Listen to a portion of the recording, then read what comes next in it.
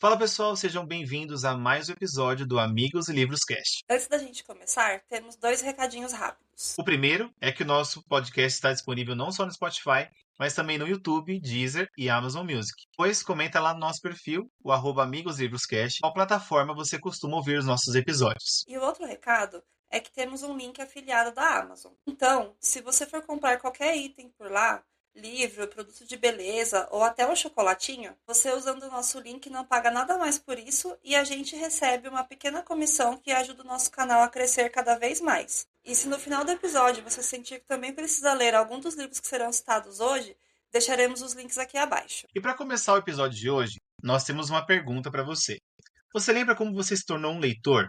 Hoje a gente vai relembrar os livros que marcaram as nossas vidas e fizeram a gente se apaixonar pela literatura. Como foi essa introdução à leitura? Se foi em casa, na escola, por influência de alguém, a gente vai contar para vocês hoje como nós começamos nesse processo de leitura, no desenvolvimento como pessoas e também como nasceu essa paixão pela leitura. Que eu acho que a gente pode dizer hoje que temos uma paixão pela leitura, né?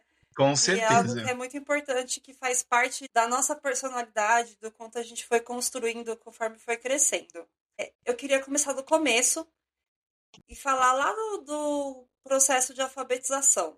Eu tenho umas lembranças muito legais com o meu pai, porque comecei ali a leitura normal, né, na primeira série, né, o processo de alfabetização ali, 5 ou 6 anos, não lembro a idade exata, e eu lembro que meu pai sempre frequentou muito banca de jornal. Ele era aquele cara que todo sábado de manhã batia o cartãozinho dele lá na banca de jornal, a mesma banca, o mesmo cara, comprava as revistas dele, os jornais dele.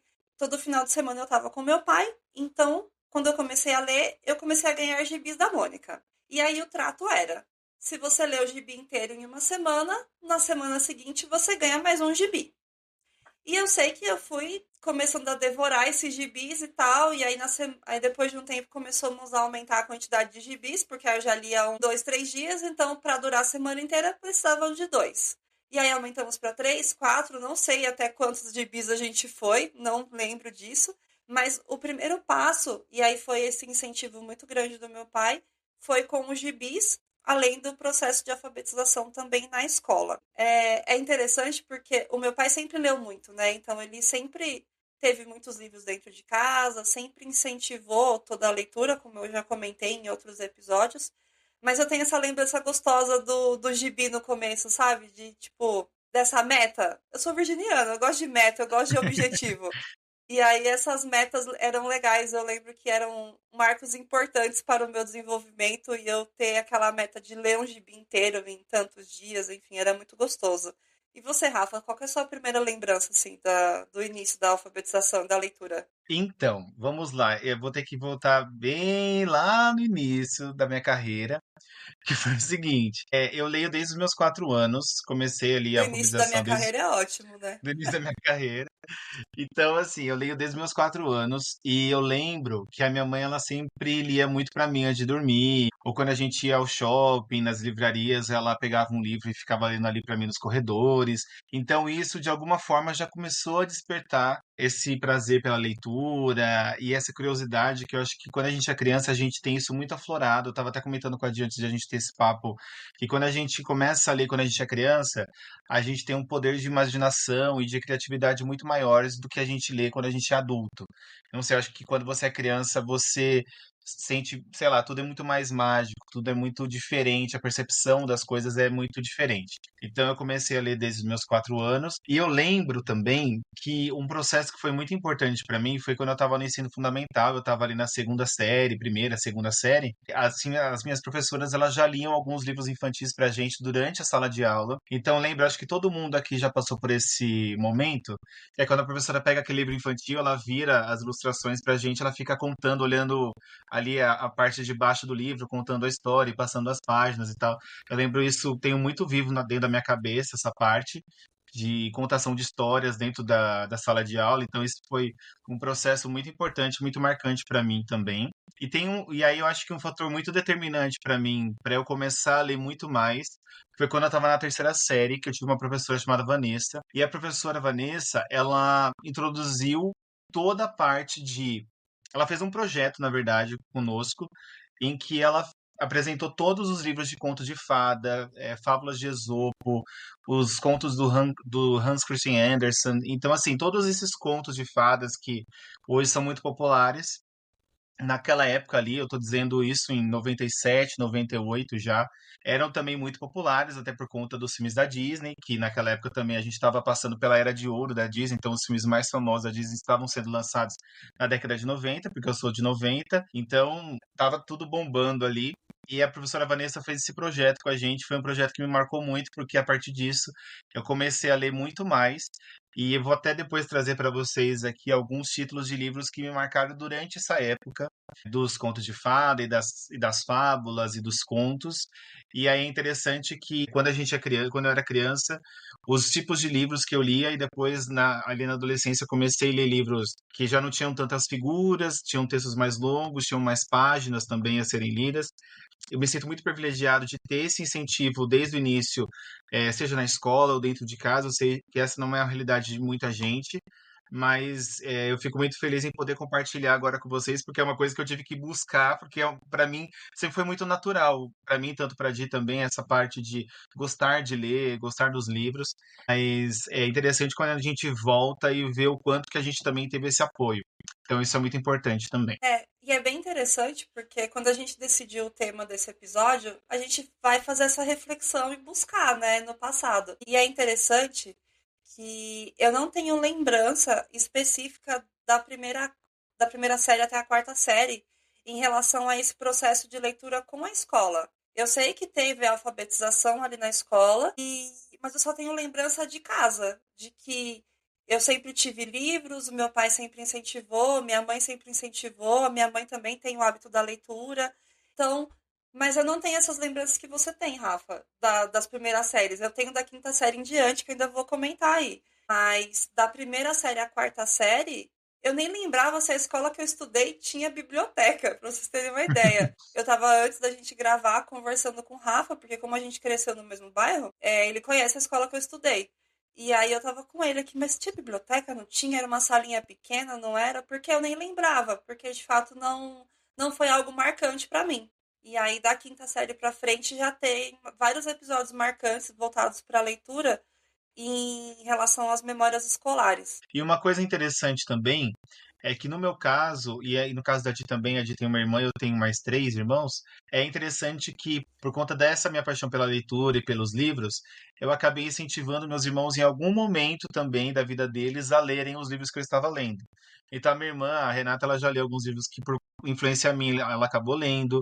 O João Vitor, ele leu alguns, acho que uns dois livros do Percy Jackson. E eu tenho uma outra irmã minha, que é a Ana Clara, que ela já falou para mim que ela começou a ter esse hábito de literatura, de livros, por influência minha também. Então, eu acho isso muito legal, porque a gente foi influenciado lá atrás e a gente acaba também influenciando outras pessoas por conta dessa paixão que a gente tem pela leitura. E eu acho interessante como a gente acaba tornando também. Eu acho que esse é um canal também no podcast de a gente incentivar as pessoas, direta ou indiretamente, a buscarem mais os livros. Então, eu acho que esse é um papel muito importante que a gente tem hoje, né? Não só como leitores, mas também como, de alguma forma, influenciadores de literatura e tudo mais.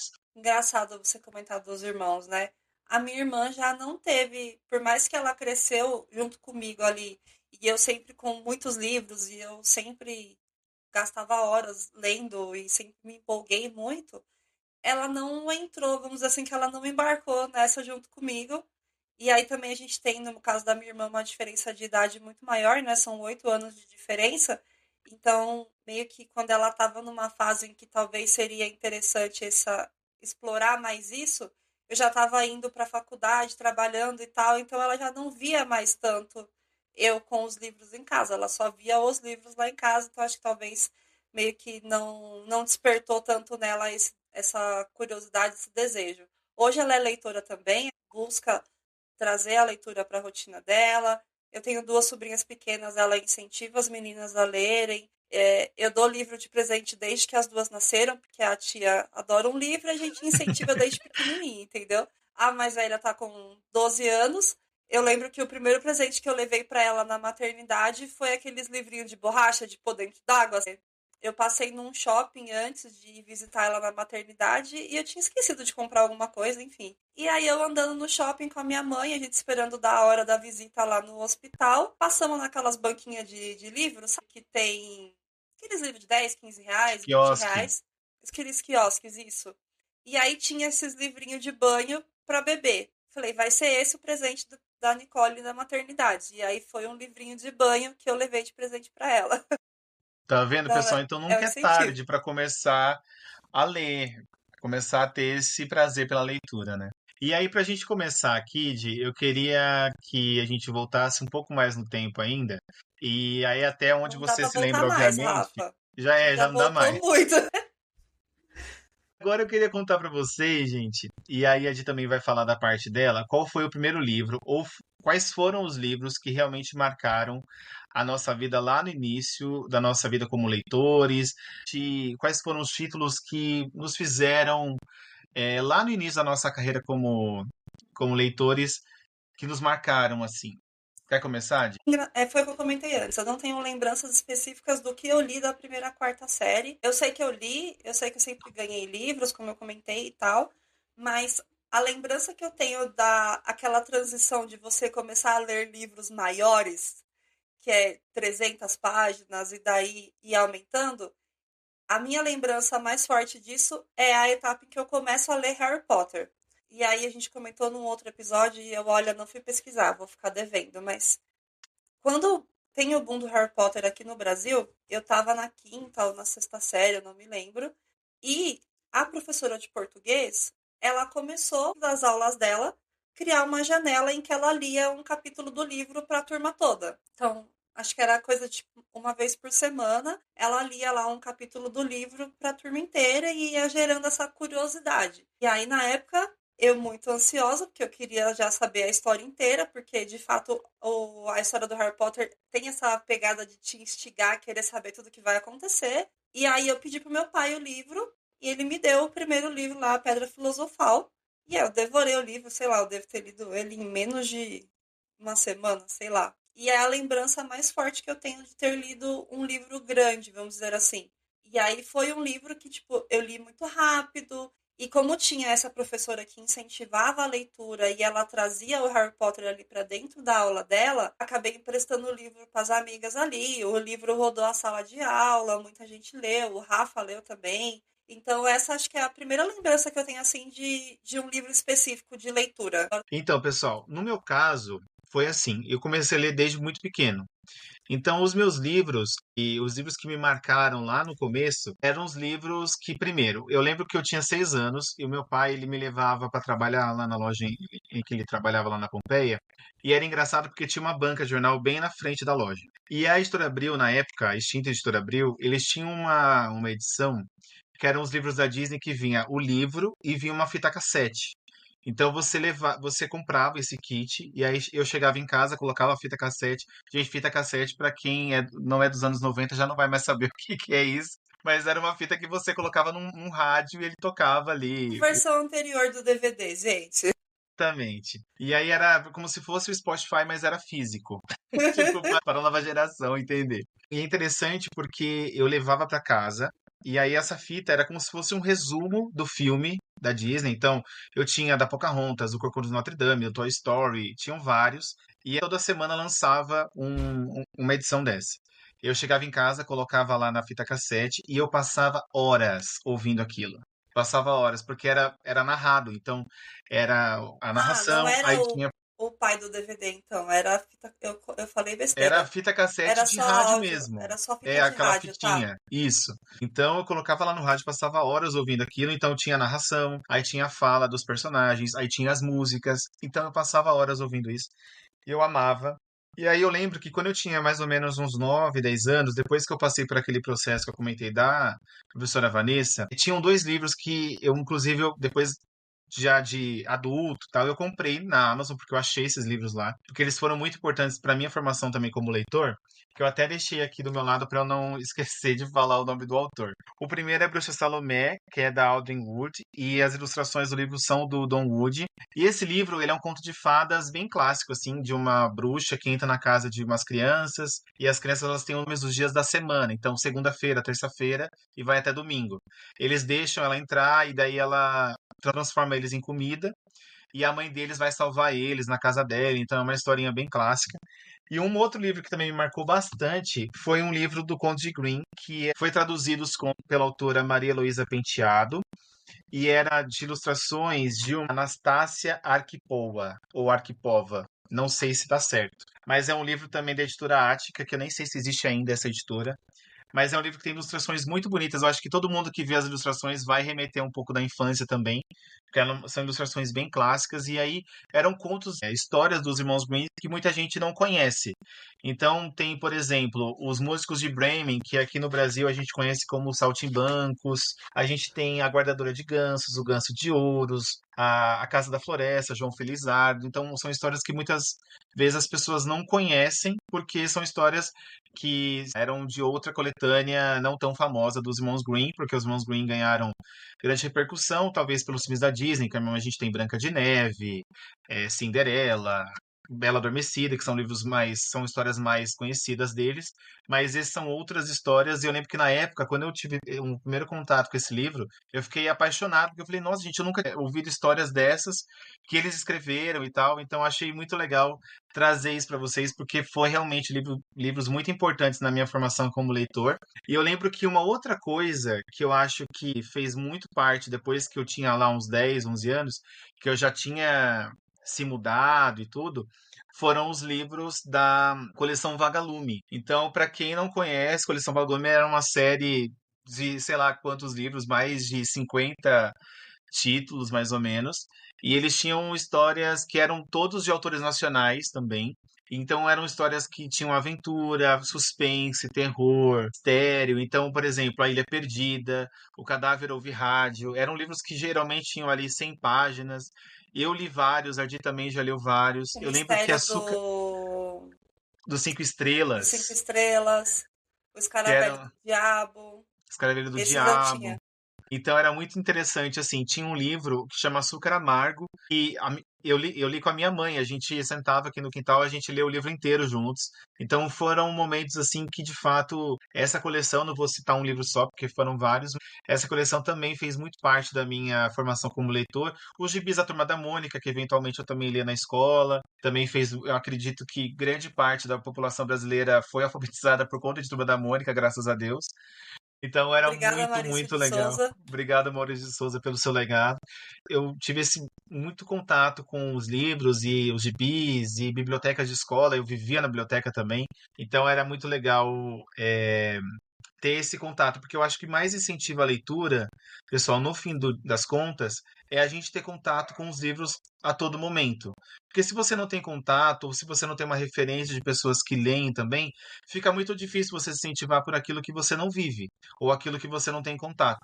Então, eu acho que é por isso que também que eu sempre fui muito adepto a isso, porque eu sempre tive contato também com os livros. Essa questão da coleção Vagalume eu li também. Não lembro todos os títulos que eu li, mas eu lembro que eu li vários. E depois de adulta já, quando eu saía com a minha mãe, que a gente passava na frente de algum sebo, alguma coisa, teve uma época que a gente cismou de ficar entrando em sebo para ver se tinha algum exemplar da coleção Vagalume pra gente comprar, porque a gente queria tentar montar a coleção, sabe? Mas não achamos muitos. Acho que a gente comprou uns três ou quatro. E aí, na época, a gente estava deixando na minha avó para incentivar os meus primos mais novos a lerem também, a minha irmã. E a gente teve essa tentativa aí de montar a nossa coleção Vagalume, mas é bem difícil de achar. São, acho que entra até nesses livros meio raros já, né? Porque a galera que tem meio que não abre mão, ou quando, pelo menos alguns que eu achei estavam bem judiados. Teve, acho que o Escaravelho do Diabo teve que eu peguei, tava até meio rasgado assim e tal. Mas eu acabei comprando porque eu queria e eu tinha achado. Mas eu lembro que foi difícil de encontrar assim. E aí depois a gente meio que acabou desistindo, porque era tão difícil achar os exemplares que meio que virou um projeto que não estava indo para frente. Hoje eu já vi algumas edições na Amazon, você compra o livro novo, mas eu Eles acho que não relançaram a tem. edição? Eu Eles não pesquisei mais relançaram, depois. mas eu lembro que não tem todos os títulos. É um título ou outro, tipo A Ilha Perdida, que é um título super, super famoso. Talvez seja o mais famoso, né, de toda a coleção Vagalume, mas não tinham todos os livros. Acredito que muitas pessoas ali na década dos anos 2000, 2001, até um pouco antes, ali na década de 90, também vão lembrar bastante dessa coleção, que eu acho que fez parte da vida de muita gente também. Eu joguei na Amazon, que agora achei mesmo. Tem vários títulos, alguns com a capa bem parecida do E não layout são original e baratos, outros tá, que pessoal? não. A Ilha Perdida, 71,40. O Escaravelho do Diabo, R$ 73. Não são baratos, realmente viraram artigo de luxo. Artigo de colecionador.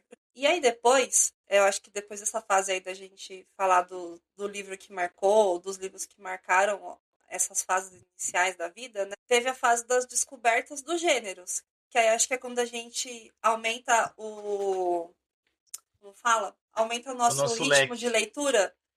Acho que é muito quando aumenta o ritmo, né? Porque depois que você passa ali, acho que da quarta para quinta série, no nosso processo ali de construção do hábito da leitura, vamos dizer assim, eu acho que, pelo menos a minha lembrança é que dali da quinta série para frente foi quando eu peguei um ritmo maior. E aí eu comecei a ler mais livros. A escola que eu estudei da quinta série até o terceiro colegial tinha uma biblioteca mais legal. E aí foi quando eu fui exposta a mais gêneros. Além dos livros que o meu pai continuou me presenteando ao longo da vida, né? Mas era muito livros dos gêneros que ele incentivava a minha leitura. Nem sempre eram livros que eu queria de fato ler. Eu lembro que tinha muito livro que ele me dava que eu acabei nem lendo o livro todo, ficava lá.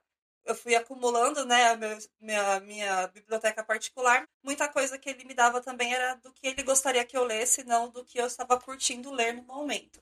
Além dos livros, quando eu ia na livraria com ele e escolhia o livro, né? Mas eu lembro que eu era frequentadora assídua da biblioteca da escola, porque tinha um espaço legal, a biblioteca da escola que eu estudei, tinha um acervo, assim, considerável.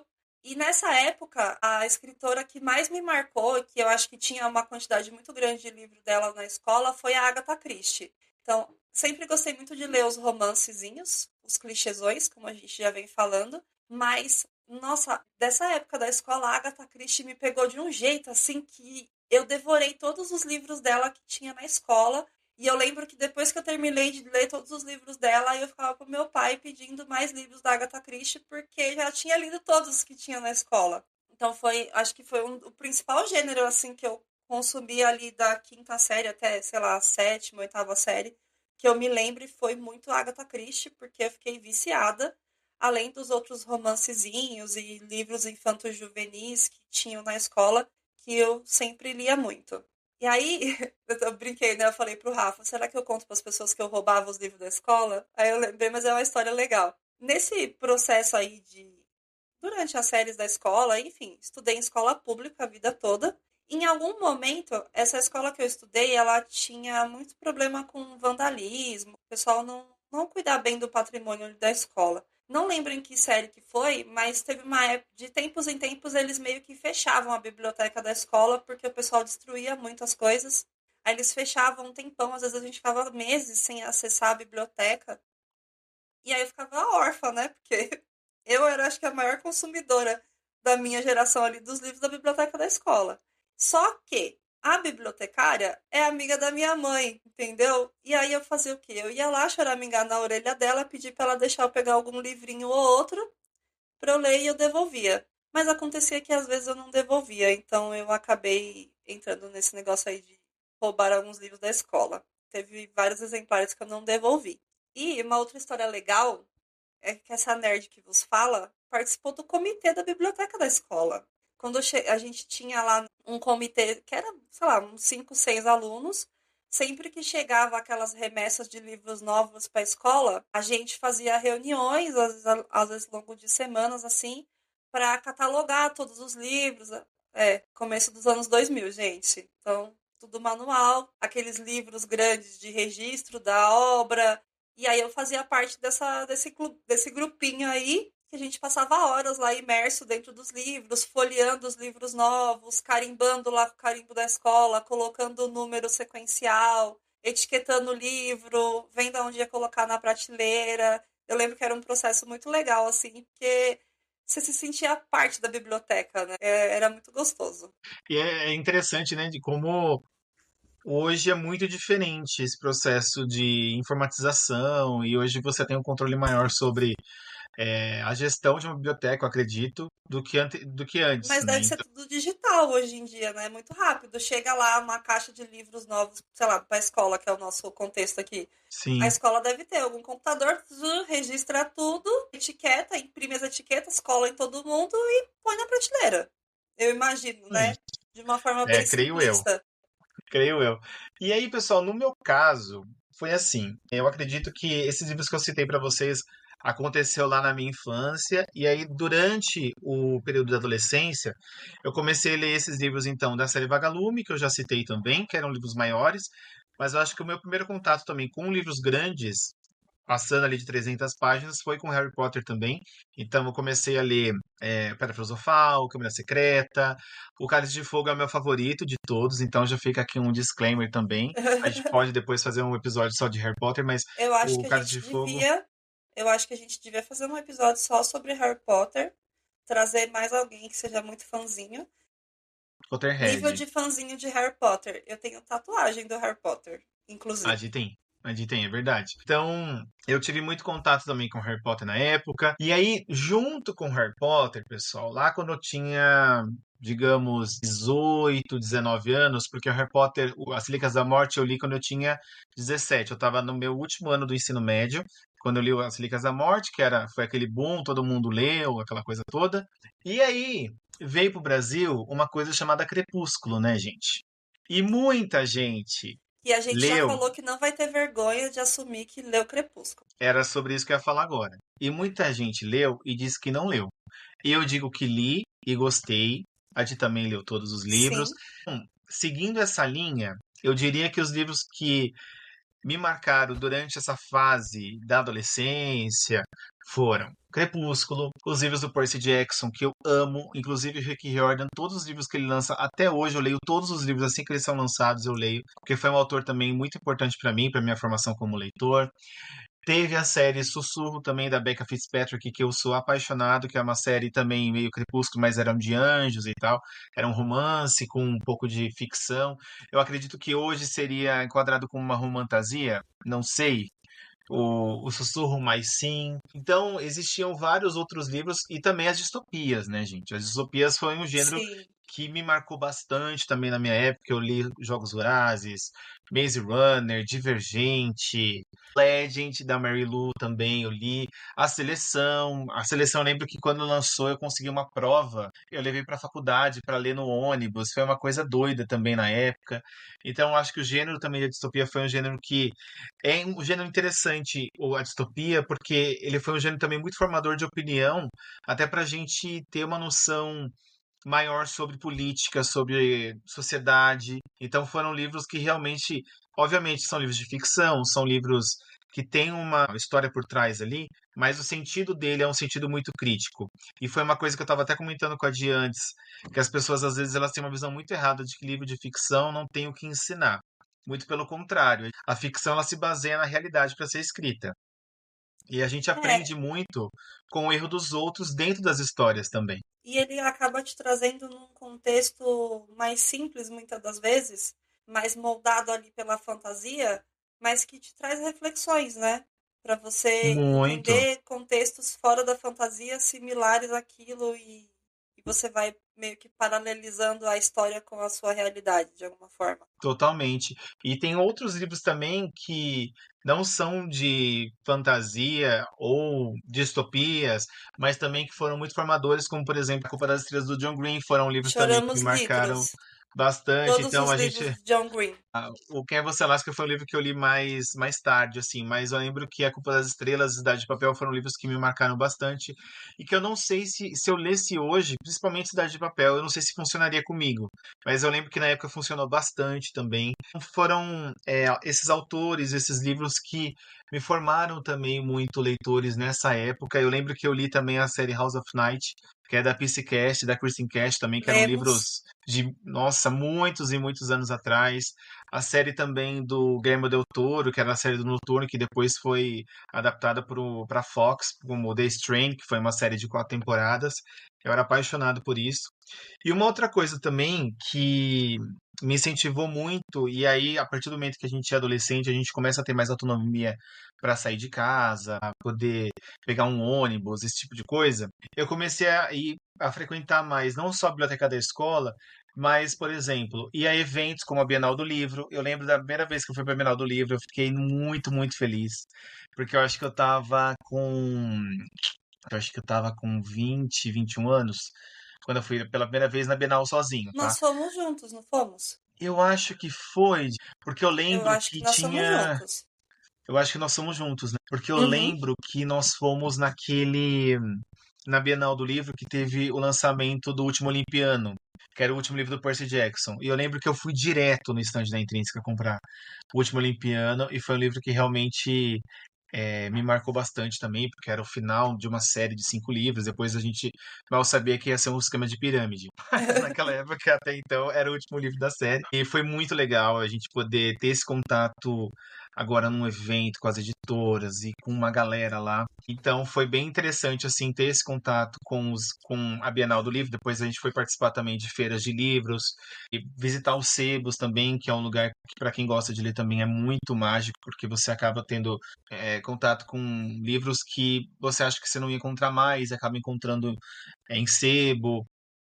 Tem hoje o Estante Virtual também, que é um site super acessível que você consegue encontrar caso você não consiga encontrar algum sebo. A gente pode depois até trazer aqui a indicação em algum outro momento de indicações de alguns sebos. Por exemplo, ali na região de Pinheiros tem bastante, na região da Paulista também tem. Eu não sei exatamente os endereços certinhos, mas existem vários aqui em São Paulo que são bem legais também. Então acho que no fim das contas essa foi a minha experiência assim ao longo da minha adolescência com os livros. Então, dessa fase da adolescência aí, né, que eu acabei ficando mais ali até o ensino fundamental, que de fato eu lia muito do que tinha na escola, então foi muito, como eu comentei, Agatha Christie, lia muita coisinha nacional também. Acaba que eu não tenho lembrança específica de livros assim, mas consumi muito do que tinha ali disponível. E aí, quando a gente vai para o começo dali da vida adulta, que a gente começa a ter dinheiro para o consumo de livros,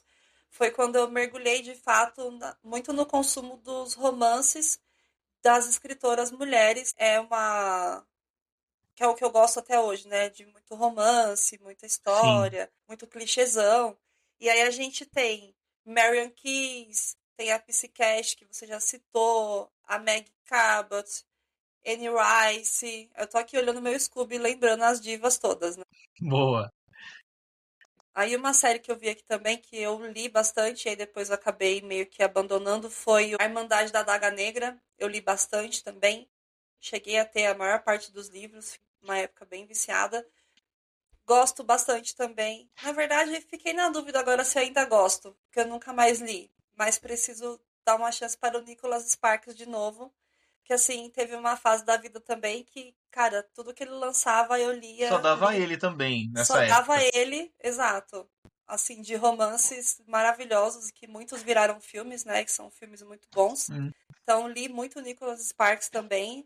Teve a fase também dos 50 Tons de Cinza, que a gente também não perdeu essa fase. O engraçado que tem vários lançamentos de livros assim que foram acontecendo ao longo dos anos, né? Que hoje em dia tem uma galera que tem vergonha, né? Tipo, Crepúsculo, a galera tem vergonha de falar que leu Crepúsculo quando foi o auge lá dos lançamentos.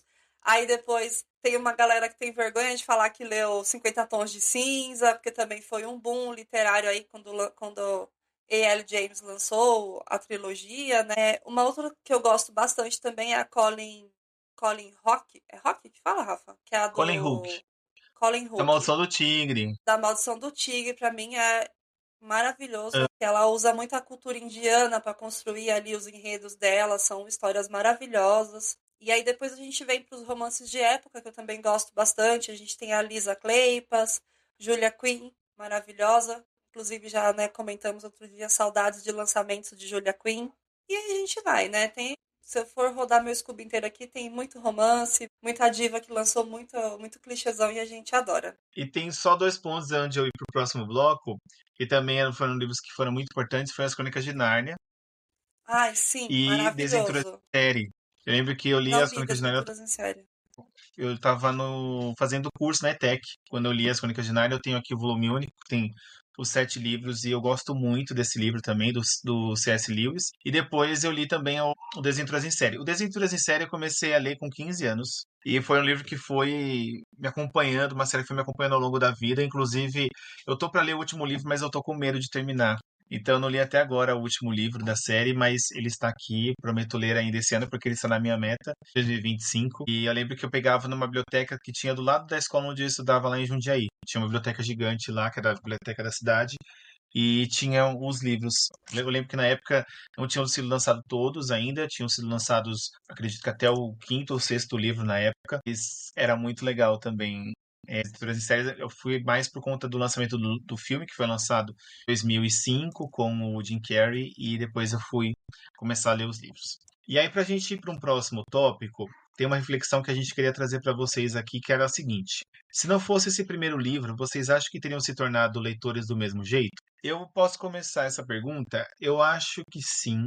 Eu acho que a literatura ela faz muito parte, como a Adi comentou, né, da nossa personalidade, e da nossa formação como indivíduo, como cidadão, como pessoa, enfim. Eu acho que a literatura ela é uma parte inerente hoje das nossas vidas, então isso é muito legal. E ela impactou sim em várias áreas. Por exemplo, até quando a gente fala do campo de amizades, hoje eu conheço muitas pessoas através dos livros, através dos eventos que eu participei ao longo desse todo esse tempo. Então é muito interessante hoje como os livros, se você se permitir, obviamente, a isso, você vai poder conhecer muitas pessoas, poder vivenciar muitas coisas. Então é muito interessante como os livros eles acabam também impactando a nossa vida, porque eu conheço pessoas até hoje que fizeram parte da minha vida e que fazem parte dela por conta de que eu participei de um evento, uma livraria que nem existe mais até, que foi a livraria da Saraiva do Center Norte, Saudades, inclusive, era uma livraria gigantesca que tinha lá. Hoje ela já não existe mais, mas era muito legal porque eu participei de vários eventos lá e eu conheci muitas pessoas através desses encontros. Então acho que quando você gosta de livros e você está aberto a conhecer, a vivenciar isso, você acaba de alguma forma conhecendo e trazendo muito para sua vida também. Então, eu acho isso muito legal. E se a gente for pensar no projeto de vida, a questão dos livros, assim, eu acho que sim, os livros são um projeto de vida, porque no meu caso da Diz, nós somos colecionadores de livros também, a gente não só lê livros, como a gente tem livros em casa. Então, isso acaba sendo um projeto de vida. Eu acredito que esse projeto também do podcast, ele é um projeto de vida também, das nossas vidas. Então, é muito legal o quanto que a gente consegue aproveitar e explorar isso de uma forma positiva e que o resultado disso é incentivar outras pessoas a também entrarem para esse universo. Eu acredito que é isso, sabe? Não é o primeiro livro específico que te formou um leitor. É, de fato, o incentivo que você tem na sua formação enquanto indivíduo. Eu acredito muito que o exemplo é importante. E aí a gente vem para os nossos pais que, além de incentivarem a leitura, também praticam a leitura, porque eu vejo que isso também é importante na formação, que é muito do que se fala, né? A sua referência é o que você está vendo a outra pessoa fazendo. E na construção ali do ser humano, a nossa referência são os nossos pais, e o que a gente vê eles fazendo, a gente reproduz. E aí eu vejo que o fato deles lerem também foi algo que ajudou de alguma forma a incentivar a gente a continuar nesse processo de alfabetização e de fato pegar o gosto pela leitura e formar esse hábito e essa paixão ao longo da nossa construção enquanto ser humano. E aí, eu acho legal fazer paralelo, por exemplo, porque eu tive incentivo na minha infância para a prática de esportes. O meu pai, ele me levava no parque todo final de semana, eu tive bicicletas, patins e tudo isso, só que os meus pais não praticavam atividade física. E aí, quando eu terminei, passei da fase da criança para a adolescência e que eu parei de frequentar parques, parei de ter esse incentivo, eu meio que deixei disso. Eu só fui me reconectar com o esporte depois de adulta. Agora tem 4, 5 anos que eu fui me reconectar com isso. Então, é algo que eu sempre gostei, que eu acho que teve esse incentivo na infância, mas como eu não tinha um exemplo ali, eu tinha só um empurrãozinho, isso se perdeu na construção da pessoa, vamos dizer assim, e eu só fui resgatar isso agora muito adulta. Então eu vejo que o exemplo ele faz uma diferença, que aí a gente traz tanto para a leitura quanto para o esporte. Quando você incentiva uma criança a ler, a praticar um esporte, mas você também lê, você também pratica, ela tem isso muito mais forte, porque ela tá vendo a outra pessoa fazendo. E aí acho que eu já posso puxar um gancho pro próximo bloco aqui do que a gente veio conversando, porque um ponto que eu comentei com o Rafa antes da gente começar a gravar e que eu acho interessante trazer é como formar um leitor hoje, essa geração de hoje, que tem muita interferência tecnológica. E é algo que eu converso muito com a minha irmã, porque eu tenho duas sobrinhas, uma de 13 anos, vai fazer 13 anos e a outra vai fazer 7 anos. Então, uma já passou pelo processo de alfabetização, a outra está dentro do processo aí de alfabetização. E a mais velha, você conversa com ela de leitura, ela tem livros, a minha irmã assina daquela do Leiturinha, acho que é do Itaú. Elas ficam super empolgadas quando chega, porque além do livro vem uma bolsinha, vem uma eco bag, vem um negocinho junto. Então tem todo um incentivo ali, e a minha irmã faz muito esse incentivo junto com elas, mas eu percebo que essas distrações todas atrapalham de alguma forma. Teve um dia que eu estava indignada aqui em casa falando pro Fábio, né? Eu falei, nossa, gente, mas na idade da Nicole eu lia tanto. E eu ficava horas no sofá, eu ficava tão empolgada com os livros, né, que eu lia, e, tipo, dá a impressão que ela não se empolga, que ela não engata. Aí ele virou pra mim assim, você tinha algum celular com 13 anos? Você tinha distração? Você tinha uma televisão com 55 streamings diferentes? Você tinha internet? Você não tinha nada disso. É uma outra formação. Exato, é uma outra formação. E aí, eu acho que, pelo menos nas pessoas que eu tenho em volta de mim, amigos que são pais já, que eu percebo que eles têm essa preocupação de ter um controle do tempo de tela ali, incentivar a leitura. Os que são leitores assíduos também fazem isso junto com a criança, e eu percebo que vai acontecendo a formação ali, e a gente incentiva de alguma forma. É até engraçado que tipo, as minhas sobrinhas estão muito acostumadas com livro. Então, eu tenho muitos livros em casa, elas passam, às vezes, tempos, final de semana comigo, em férias, essas coisas, e elas nunca estragaram um livro. Elas nunca tiraram um livro da estante sem pedir, sem nada. Elas têm o maior cuidado e tal, porque a gente passa isso para elas desde muito pequena. Mas essa questão de sentar e ficar lendo tem que ser processos e etapas menores, janelas menores de tempo, assim, porque elas se distraem muito rápido. E aí a minha irmã vem construindo muito isso, né? A gente conversa bastante, porque é diferente. E aí eu que tô de fora, que vejo elas poucas vezes, às vezes fico nessa indignação do tipo, cara, mas eu fazia tão fácil. Mas é porque, de fato, é outro momento e é algo que eu vejo tanto a minha irmã quanto amigos se preocupando mais com isso, sabe? Vamos incentivar a criança a ler nesse processo de alfabetização, mas Uhum. de que forma? Como isso vai ser construído dentro de casa ali? Porque a gente tem muito mais distrações hoje em dia, né? E essa frustração, ela está muito mais relacionada também às suas expectativas do que de fato é o que é. Porque como são outras formações, são outros tempos também, a gente até estava comentando antes que essa formação de leitores hoje em dia, se a gente for puxar uma lista da Publish News, que é o portal onde basicamente seria o portal oficial dos livros mais vendidos, se a gente for olhar bem para ele ali, a gente até comparou com o ranking de agosto, é muito interessante e preocupante ao mesmo tempo, porque a maioria dos livros que estão ali são ou livros de pintar, os Bobbie Goods, ou são livros de formação, desenvolvimento De pessoal, ou autodesenvolvimento. religiosos, de autodesenvolvimento ou religiosos, que é o caso do Café com Deus Pai. E somente 3 livros de ficção mesmo estão figurando essa lista. Então, até que ponto hoje a nossa sociedade vê a literatura como um entretenimento, que é o que basicamente ela foi lá atrás, e uma fonte de conhecimento também, mas eu acho que a leitura pode ser tudo. Mas eu acredito que quando a gente olha para um paralelo, no Brasil, que é um país que já lê pouco, É um país que já não tem tanto hábito da leitura. E a gente enxerga através de um ranking como esse, que pega todos os livros mais vendidos de todas as livrarias ali do Brasil. E a gente tem um panorama em que os livros mais vendidos são de pintar e são de autodesenvolvimento apenas.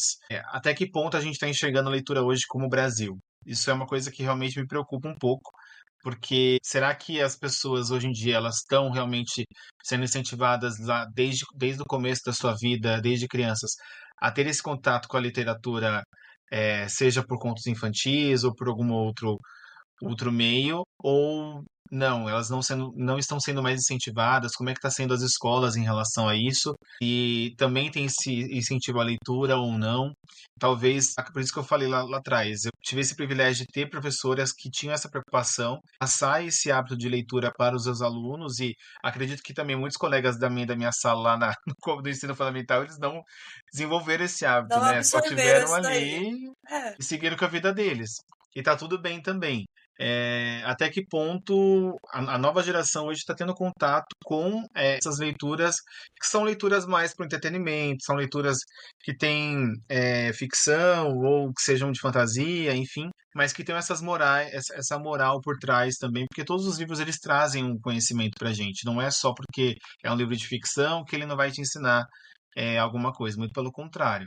Então, eu acho isso interessante, assim, mas ao mesmo tempo preocupante. E esse fator que a Di comentou, dos dispositivos eletrônicos, hoje a criançada, hoje o pai e a mãe, para poder deixar a criança ali quieta, eles dão um tablet e a criança fica ali brincando. Só que será que muitos pais hoje eles têm essa questão de controle de tela? Não sabemos se todos os pais, pelo menos os pais é, que eu tenho contato, que são mais próximos da minha bolha ali de convivência, eles têm sim essa preocupação com controle de tela. As crianças não têm acesso a todo momento com televisão ou com celular ou tablet, mas não são todos os pais que têm essa dinâmica ou que podem ter essa dinâmica também, né?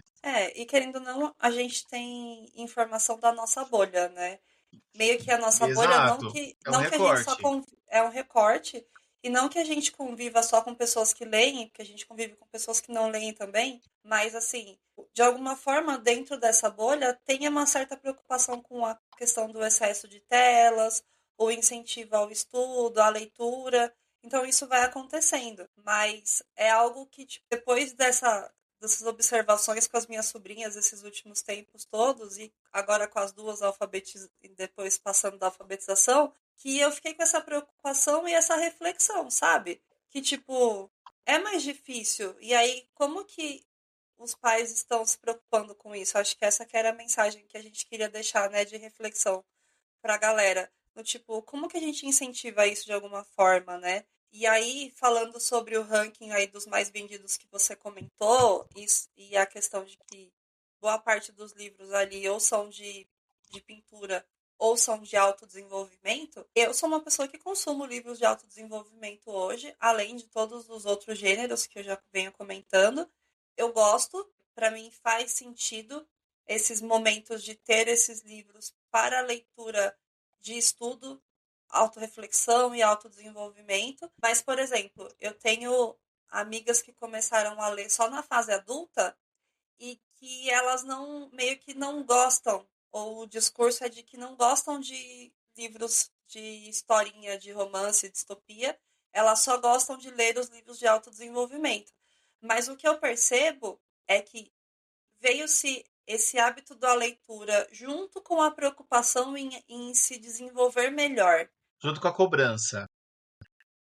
Também junto com a cobrança. Mas, tipo, em muitos conteúdos que a gente consome hoje, a gente vê sobre o você se desenvolver melhor como profissional, como pessoa, sobre aquele 1% melhor todo dia.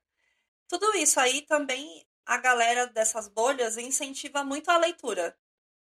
Mas elas incentivam a leitura desse conteúdo de autodesenvolvimento. E aí eu percebo que amigas que começam a ler nessa fase adulta com esse incentivo para o autodesenvolvimento, meio que, como não começaram a ler cedo por pura diversão, por pura imaginação, aí eu percebo que elas não conseguem, de alguma forma, ler um romance, por exemplo, e curtir aquela história ali, e se divertir com Imaginar aquele, toda aquela imaginar aquele história. clichêzão ali, da mesma forma como senta e assiste um romance. Porque se a gente for ver mesmo, pra mim ler um romance clichêzão é igual sentar e assistir um romance clichêzão. Só que eu faço esse processo de leitura desde muito pequena. E aí eu percebo que tem meio que essa divisão, sabe? A pessoa aprendeu a ler num foco específico, que é ali do se desenvolver e fazer reflexões. E aí a pessoa meio que pressupõe de que ela não gosta de ler para a diversão. Simplesmente popular o seu imaginário, vamos dizer assim. E aí eu Exato. percebo que tem essa diferença também, sabe? E aí isso acaba, de certa forma, incentivando muito mais o consumo dos livros. A gente já tem, né, poucos leitores no Brasil, como a gente já comentou, e tendo esse boom aí do consumo de livros de autodesenvolvimento, você acaba que tem menos consumo ainda de livros de romance, De distopia, ficção, de uma suspense, forma a geral. ficção de um modo geral, né? Eu acho, pessoal, que até se a gente for pensar, não só nos livros, hoje as pessoas até, quando você vai no cinema, as pessoas elas não conseguem prestar atenção num filme de 2 horas. Tá cada vez mais difícil as pessoas elas pararem para prestar atenção e se concentrarem numa coisa que elas estão assistindo. Porque eu acho que até por conta da pandemia as pessoas ficaram muito tempo em casa e aí elas assistiam ali um filme na Netflix ou em algum streaming e aí, em casa, você pode parar, você pode comentar com a pessoa do seu lado, porque você está na sua casa. E as pessoas levaram esse comportamento para dentro da sala de cinema, onde você paga no ingresso inteiro R$ 60, uma pessoa sentada do seu lado para ficar com o celular no brilho alto, para ficar falando durante o filme inteiro. É como se você estivesse assistindo com a versão comentada do filme. Então, e aí, se as pessoas não conseguem se concentrar assistindo um filme, você imagina ler um livro por conta de todas essas interferências tecnológicas que a gente tem hoje. E as redes sociais é um outro fator também que é bem preocupante. Por isso que todo o ranking de livro de como adquirir o hábito da leitura, vocês podem jogar isso no YouTube ou no TikTok. As pessoas vão falar. Uma das dicas, seja a primeira ou a última dica, vai ser: deixe o celular longe, desliga o Wi-Fi, desativa as notificações, porque esse é um fator que mais impacta hoje no seu ritmo de leitura, na forma como você se concentra.